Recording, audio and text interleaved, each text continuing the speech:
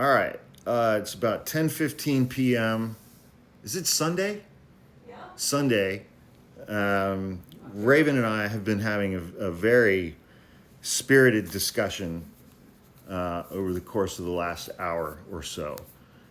And we've been talking about Hegseth's speech to the military from this past, I think it was Tuesday, Donald Trump's speech to the military from this past Tuesday, and both of them just bloviating unimaginable amounts of bullshit to the men and women who they were speaking to, the 800 senior most leaders of all of the branches of government outside of the Joint Chiefs of Staff.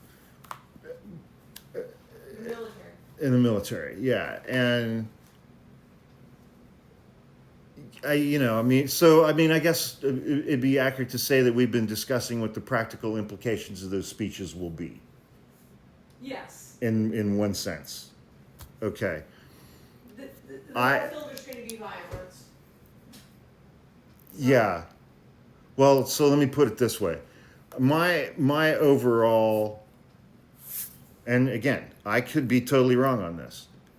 My overall sense or belief or whatever you want to call it that I'm fucking clinging to for dear life is that just overall, I do not believe that active duty members of the United States military will shoot and kill unarmed Americans on U.S. soil. Raven disagrees with me within certain parameters and in certain contexts. Right? I do. Yeah. Because those are kids. Those So, are children. Yeah. And one of the main points that she's making is that, despite the amount of training that new recruits receive, they tend to be 18, 19-year-old young people, basically kids. Who are taught to follow orders. Who are taught to follow orders, and depending on what branch of the military they're in, they're taught to kill. They are taught to kill the enemy, period. And they are also taught that they are not the ones who define who the enemy is. That is left to people higher up the chain of command. And I know that there are a lot of creators on here with military experience and intelligence experience and things along those lines. And first of all, it's fucking insane that we're even having to have this conversation in October of 2025, but we are, because we have a 5-time draft dodger and an alcoholic philanderer in charge of the world's greatest military, and they're saying that it's more likely that members of the United States military are going to be deployed inside of American cities than deployed overseas. So we have a fat rapist, convicted felon, and an alcoholic rapist cheater in charge of alleged, in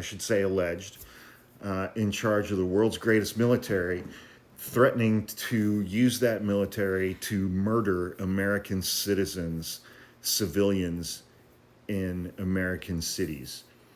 And I mean, the bottom line question to me is, will members of the military follow an order from Donald Trump to shoot and kill unarmed American citizens? Because we're the enemy from within. Because as Donald Trump said during his speech to the military, people on the left like me and like Raven are the enemy within.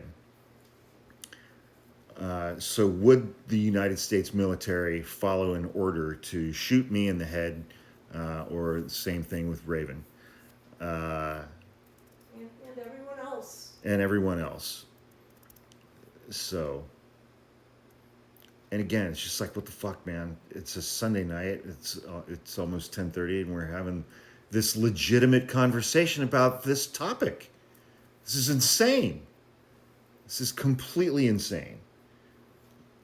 So anybody, current, former military, please let me know what you think in the comments. Anybody who's worked at DOD or National Guard or in intelligence services.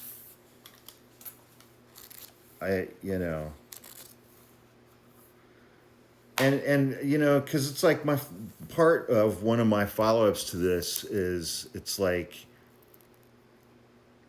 I think there are like 2 million total active duty members of the United States military, 2 or 2.2, something like that, but they're spread out all over the globe.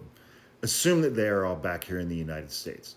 2.2 million people is not enough to occupy and hold a nation of 340 million people that has 420 million firearms. That sentence seems objectively accurate to me. Am I stupid in making that statement? I should preface everything in this video by saying I've never served in the military in any way, shape, or form. Neither has Raven, to the best of my understanding. Right, honey? I never have, but I know what I'm reading. Yeah. And so I'll just say flat out that I don't know what the hell I'm talking about. I'm kind of speaking from concepts of hope and math.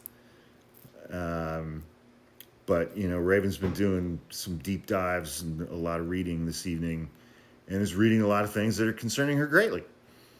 Not the least of which is Trump's use of language over recent weeks and how it seems to be mirroring, not explicitly, but at least conceptually, language that was used by the ruling party in Rwanda in the early 90s before explicitly giving half the country a cue and permission to slaughter the other half of the country with machetes.